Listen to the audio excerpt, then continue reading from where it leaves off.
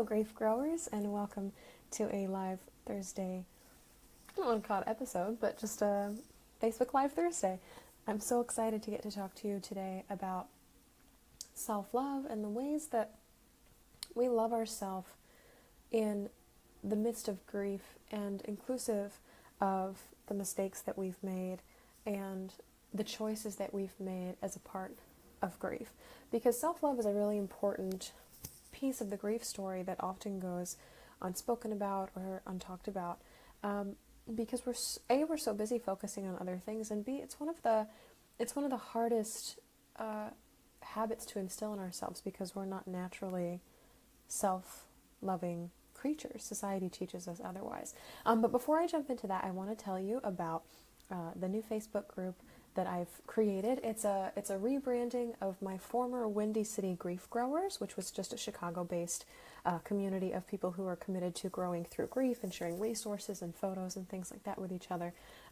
This is expanded to national and international participants. It's called the Grief Growers Garden, and actually, let me write that down for you because I've got my handy-dandy set of pens right here, and I can make it really pretty for you in the meantime. I'm very into using my doodle pads today. So it's called the Grief Growers Garden.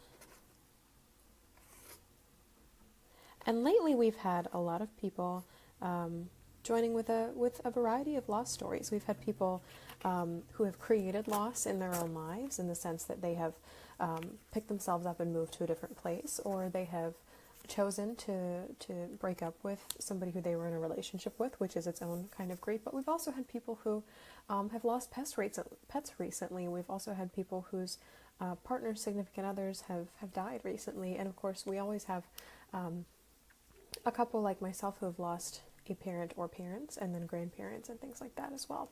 So it's called the Grief Growers Garden. I'm holding this up so you can see it. I hope it's not reversed on your end. I'm looking at it and it's reversed, but maybe it is. In that case, it'll make the rest of the podcast a little bit more interesting, or the rest of the live video a little bit more interesting. But it's called the Grief Growers Garden, and I would really love to see you there, because we are all growing through grief and growing through our experiences, and it's so much better when not only we have people to listen to and receive our stories, but we have people who have similar stories that can share resources with us that we may not have known about. And there's a really cool document in that group called Resources for Life After Loss, and that's just a list that I've started of books, movies, TV shows, and podcasts about coming back to life after loss, and they're really helpful for yourself. But if you also know somebody who's beginning a grief journey, they've just had something happen to them, it's a great way to start conversations about grief without coming up to them and saying like, hey, I see you're grieving, let's talk about it. It's a way to introduce it a little more subtly and organically into your life. Ways to talk about grief, because we don't talk about it enough. So what I want to jump into is a little bit of what I did in the podcast this week, which is episode 4, Grief is Wild, with Iris Rankin. My friend Iris was on there with me, and we had a listener call in asking about self-love, and actually they didn't talk about self-love. That was what I kind of turned it into. They asked how to stop mentally beating themselves up for choices that they made and mistakes that they made, that they were still grieving. And this is something that I like to call mind circling, where you're dealing with the guilt and the shame and the pain and the blame and just the consequences of the decisions that you've made across the course of your life. And they may have changed the course of your life. They may have changed your relationships with other people. They may have caused you to launch into a whole new grief episode, like a move or a new job or things like that. And this mind circling, these thoughts of, I shouldn't have said this, I shouldn't have done that, I could have done that way better, I fucked up, like all of these go around and they circle around in our heads until we know where to put them, or until we can look at our past selves and really honor them and see them and forgive them for the choices that they made. And that's where self-love comes in, because all this mind circling, all that ever trains us to do is beat ourselves up. And that's something that comes from our parents, that's something that comes from society, that's something that comes from our friends, is if something went wrong, we look at it and we want to try and figure out how to fix it. But a lot of times with grief and a lot of times with the decisions that we make, there is no way to fix it. There's no going back, and there is going forward, which just is taking your mistakes into account and moving forward, knowing that you're not going to do that the same way again. But in terms of being in the past with your choices and your mistakes and beating yourself up over the decisions that you've made, the way to remedy that mind circling and to kind of hit the pause button on it is to honor those times in your life for what they were, and honor those decisions for the future that they have granted you, that they have provided you with, because they have changed your life in different ways. So I'm going to go through the steps here. I've got them all laid out. I'm really hoping they're not reversed. So somebody comment and tell me whether or not these are reversed, and if they are, that'll just be hilarious, and it'll be a new game for you guys to figure out on the episode. Otherwise, we'll just keep going. So the first thing that you want to do when you're looking at stopping mind circling, what's happening in mind circling is, I regret saying this, I regret doing that, I should have said this, I should have done that, I never did this and I should have, and I want to do this and I never did. It's all these thoughts of coulda, woulda, shoulda, and then the immediately following is beating yourself up over it for not having done it in the moment. And there's no way to fix these things. We have no magic time machine that can fix them for us. But the first thing that you want to do when you start feeling these thoughts come up in yourself, you're sitting maybe alone and you're noticing this, or you're driving and you're noticing this, or even in the midst of falling asleep and you're noticing this, and these thoughts are coming up for you, the first thing you want to do is start with the situation. And this means putting yourself in a place and time. So this is talking to a past version of yourself. So something that you regret. So let's see. One of the examples I gave on the show was when I was in college, I had a pretty severe eating disorder, not enough to land me in a medical facility, but enough that it really messed with my head and messed with my body and messed with my relationships in my life. And I have a tendency to look back on that period of my life as a time where I was broken and I was making decisions based on reasons and thoughts that weren't aligned with who I really was, but who I thought I wanted to be in those moments. And so I have a tendency to beat myself up there. So when I go back and I talk to her, when I do self-love on myself, I always talk to her as to Shelby from 2011, from 2012, to Shelby in college. And I always just kind of give myself a reference point in the timeline of my life to look back on. So start with that. Who is the version of yourself that you're sending self-love to across space and time? The second thing you want to do is acknowledge that you see them. So it says, acknowledge your former self. I see you. And this is just, it's kind of like a namaste thing, where the light in me sees the light in you, but just like, I see you. I'm aware that you're still running around in my head. I'm aware that this point in my life is a source of pain for me. I'm aware that you're coming up in my brain and my thoughts for a reason, and it has this, whoever this is for you, this past version of yourself has a message to send. The third thing that you want to do is tell them what you learned from them, and this can be difficult depending on your situation. So you want to reflect, and not in a negative way, not of I wish I could have said, I thought I should have done, I never did, but I should have. But what did the situation teach you? And a lot of, with the situation of my eating disorder, I found that I needed to find healthier ways to cope. And so this Shelby from college, from 2011, from 2012, from 2013, was teaching me that food could be a source of pain for me. And I was using it as a solution to some family problems that I was having and some stress in general. And having an eating disorder woke me up to the fact that I needed to cope better and find other things, other outlets that would be healthier for me. And so just tell your past self what you learned from them. What did they teach you? What message were they trying to send to you by making the choices and the decisions that you made at that point in your life. And then once you find them, once you discover them, you want to thank them, because thank them for lessons learned. And this is really important, because sometimes we forget that we can teach ourselves things. Sometimes we forget that how we live our lives is a great teacher to our present self. So anything that we've done in the past is always a learning lesson for who we are in the present. So find out what you learned from them, but then thank them for teaching it to you, because your future self recognizing that your past self is teaching you something is exponential growth and exponential love. Like, this hurt, and what did I learn? It's not this hurt, but what did I learn? It's this hurt, and what did I learn? And we have to be certain people at certain points in our life in order to teach ourselves things about being human in the world and coping with grief and loss and these big weighty decisions that we make.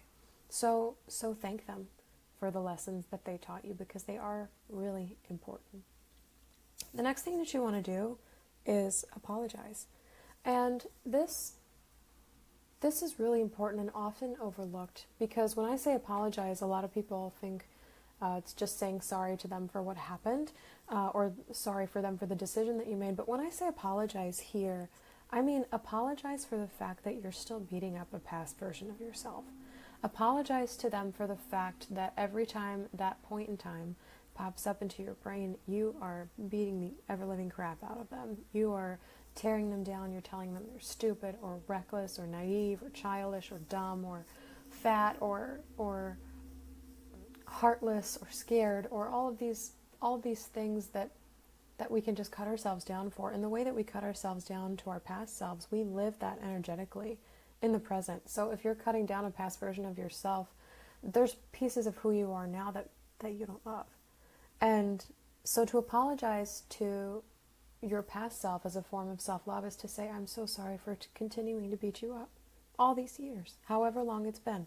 If it's been 3 months, it's been 3 months. If it's been 12 years, it's been 12 years. If it's been a lifetime, something you did when you were a kid and you're beating yourself up over and over and over again for the rest of your life, that's an energy that you carry with you, and that's part of that mind circling is, I hate this part in my life and I should have never done that, and I can't believe I betrayed them and I sounded so stupid, and all of these things, these thoughts that you continue to have, they can hurt you in present time. So apologizing to yourself not only releases the energy in the present, but it also sends it back to this version of yourself who is aching to hear that they're not stupid or fat or dumb or scared for making the decisions that they made. They made them doing the best that they possibly could. And that's all we can ask for. So immediately following an apology and self-love is forgive.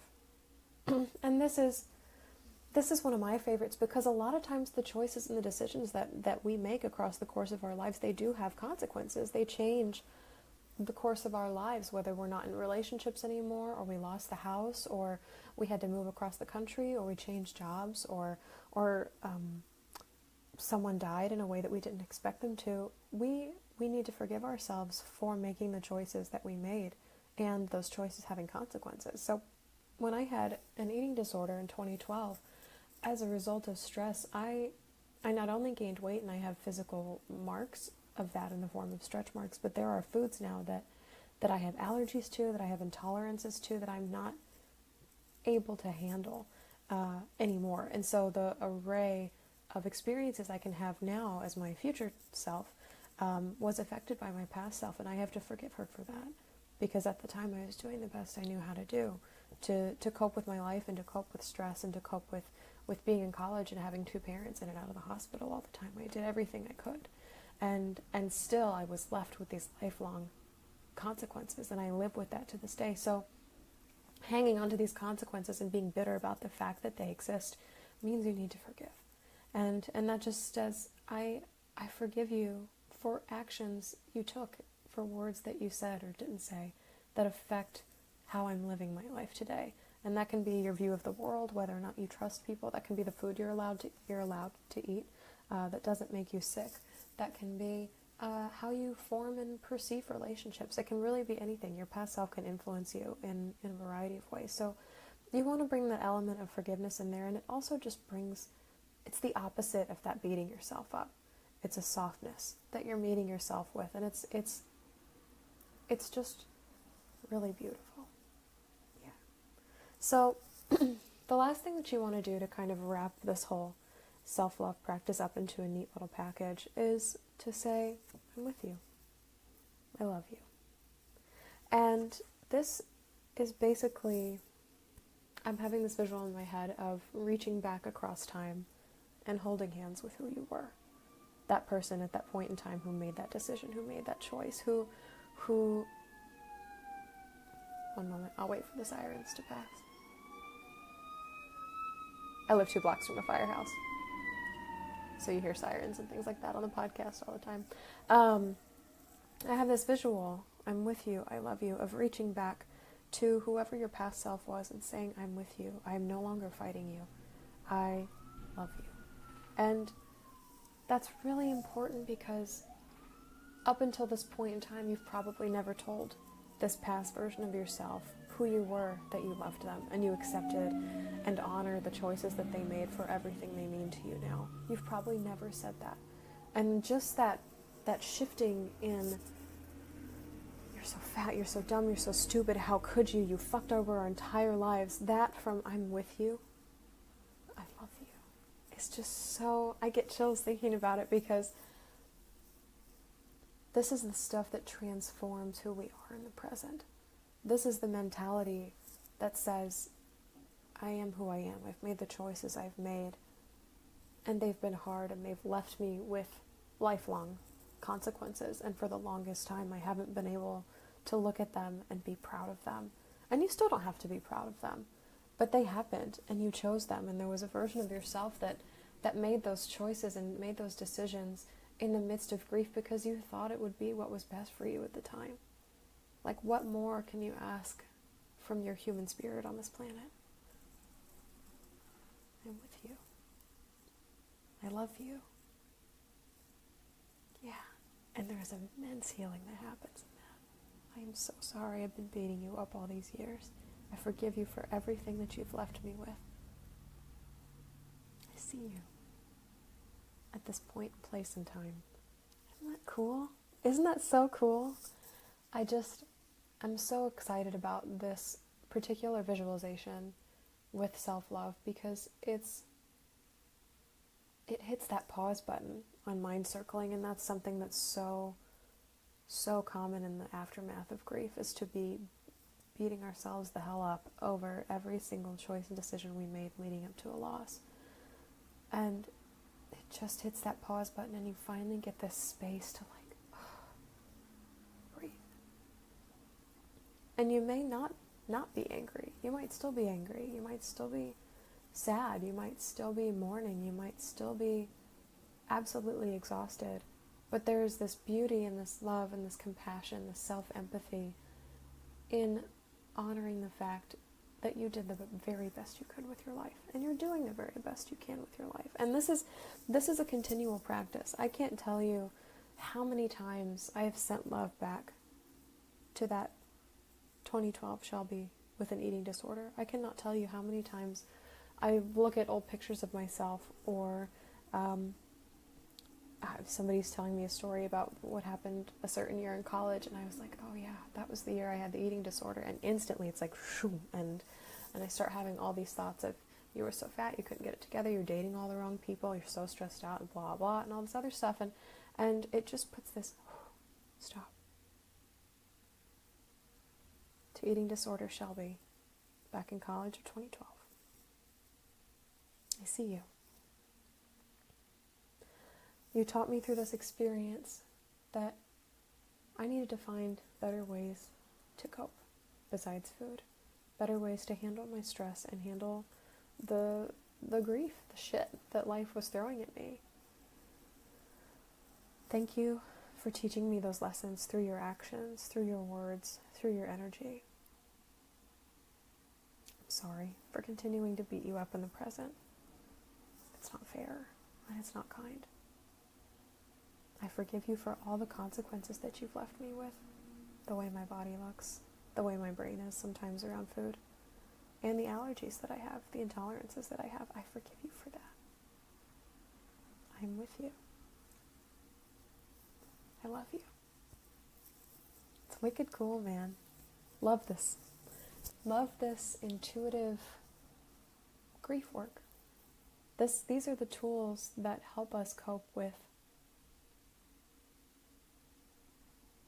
the everyday heartbreak, as my friend Iris put it on the podcast. We are breaking our own hearts every day, and we don't have to. We don't have to.